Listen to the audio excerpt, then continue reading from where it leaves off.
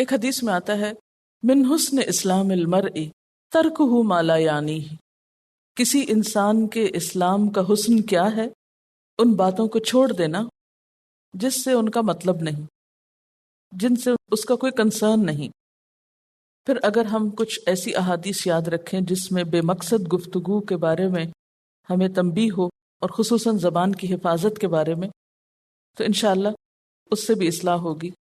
حضرت عقبہ بن عامر فرماتے ہیں کہ میں نے عرض کیا، اے اللہ کے رسول صلی اللہ علیہ وسلم، کس چیز سے نجات ہے؟ آپ نے فرمایا، اپنی زبان روک لو۔ دوسری بات، تمہارا گھر تمہارے لیے کافی ہو، یعنی بلا ضرورت ادھر ادھر مت جاؤ۔ ہم لوگوں کا عام طور پہ حال کیا ہے کہ جب تک ایک وزٹ روزانہ کہیں نہ کر لیں، کہیں آنا جانا جب تک نہ ہو، یا کوئی آئے جائے نہ، کام نہیں چلتا، دل نہیں لگتا، بور ہو جاتے ہیں۔ آج کہیں نہیں جانا، آؤٹنگ کا پروگرام بنائیں، ٹھیک ہے آپ نکلیں، کام سے نکلیں، لیکن بے مقصد ادھر ادھر جانا، اپنا اور دوسروں کا وقت ضائع کرنا، یہ بھی زندگی ضائع کرنے کی بات ہے۔ آپ صلی اللہ علیہ وسلم نے فرمایا، جو اپنی زبان کی حفاظت کرے گا تو اللہ تعالیٰ اس کے عیبوں کو چھپا لے گا۔ ہر شخص چاہتا نا کہ اس کی برائیاں، اس کے عیب چھپ جائیں، تو یہ اسی کے ہوں گے جو اپنی زبان کی حفاظت کرے گا۔ آپ صلی اللہ علیہ وسلم نے فرمایا، کسی بندے کا ایمان درست نہ ہوگا جب تک کہ اس کا دل درست نہ ہو، اور دل درست نہ ہوگا جب تک کہ زبان درست نہ ہو۔ گویا دل کی اصلاح بھی کب ہوگی؟ جب زبان کی ہوگی، کیونکہ منہ کا بولا اپنے دل پہ پہلے لگتا ہے دوسرے کے دل تک جانے سے۔ یعنی یہ نہیں ہوتا کہ آپ کچھ بولے تو اس کے بعد آپ کی اپنی فیلنگ میں تبدیلی نہ ہو۔ آپ غصے میں بولیں گے تو آپ کا دل خود بھی محسوس کرے گا، اچھی طرح کسی سے بات کریں گے تو آپ کو خود بھی ایک سکون کی فیلنگ آئے گی۔ آپ اگر کسی پہ اعتراض کیے جا رہے ہیں، کسی کو کرٹیسائز کر رہے ہیں، اس کو برا بھلا کہہ رہے ہیں، اس کو برا بھلا کہہ رہے ہیں، تو کیا خیال ہے آپ خود سکون سے سو سکیں گے؟ نیور۔ تو جو شخص اپنی زبان کی حفاظت کر لیتا ہے، اپنی زبان سے دوسرے کو اذیت نہیں دیتا، وہ دراصل خود اذیت سے بچ جاتا ہے۔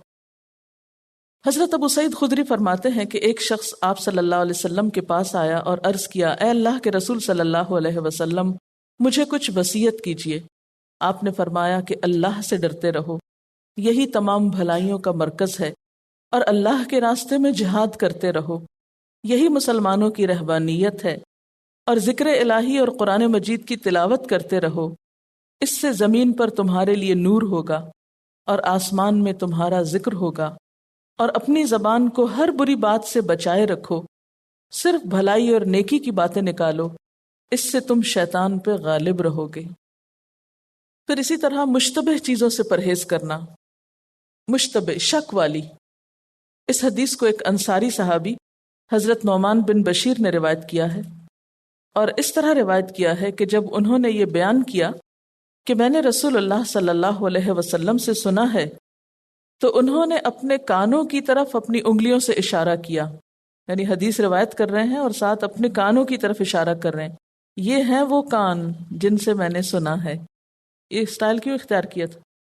دوسروں کو یقین دلانے کے لیے، یعنی بات کرنے کا ایک مؤثر انداز ہے کہ یہ ہیں وہ کان جن سے سنا ہے۔ انہوں نے فرمایا، میں نے رسول اللہ صلی اللہ علیہ وسلم کو یہ فرماتے ہوئے سنا، بے شک حلال واضح اور صاف ہے، اور بے شک حرام بھی واضح اور صاف ہے، اور ان دونوں کے درمیان شبہ والی چیزیں ہیں، یعنی شک والی چیزیں ہیں جن کو اکثر لوگ نہیں جانتے۔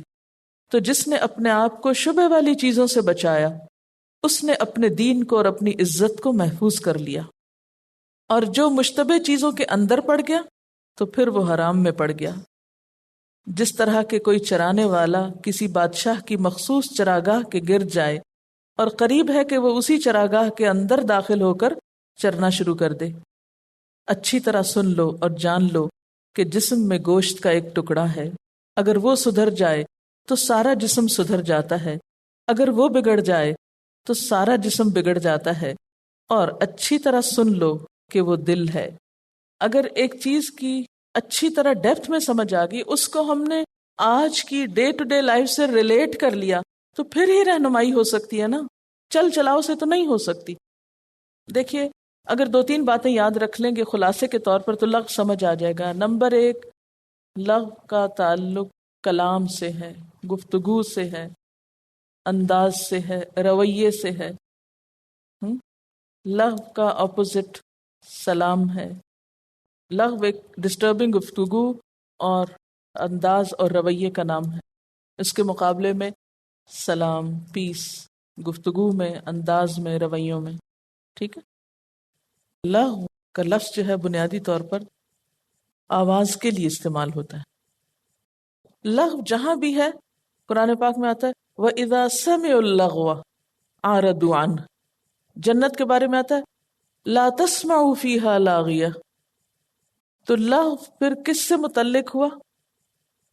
کلام سے، گفتگو سے، آواز سے، ٹھیک ہے نا۔ اچھا، آواز کس کس کی؟ نمبر ایک، چڑیوں کا چہچہانا۔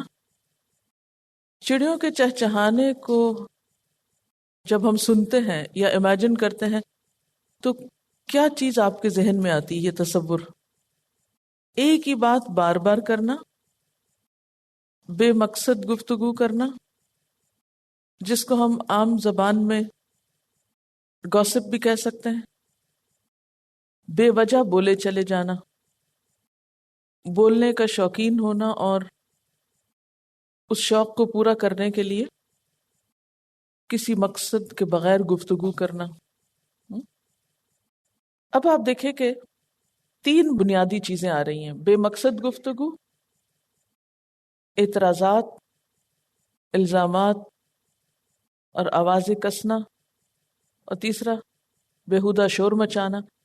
ان سب کو ایک کیٹیگری میں رکھ لیں لغو کے نیچے، اور لغو کے اپوزٹ پیرالل کیا لکھیں؟ سلام۔ کیونکہ جہاں لغو کی بات آتی ہے وہاں دوسری طرف اللہ تعالیٰ سلام کا لفظ استعمال کرتے ہیں۔ اچھا، اب یہ جو میں نے کہا تھا کہ پھر اس کے تابع جو کام ہیں اسی قسم کے وہ بھی آتے ہیں، اس کا کیا مطلب ہے؟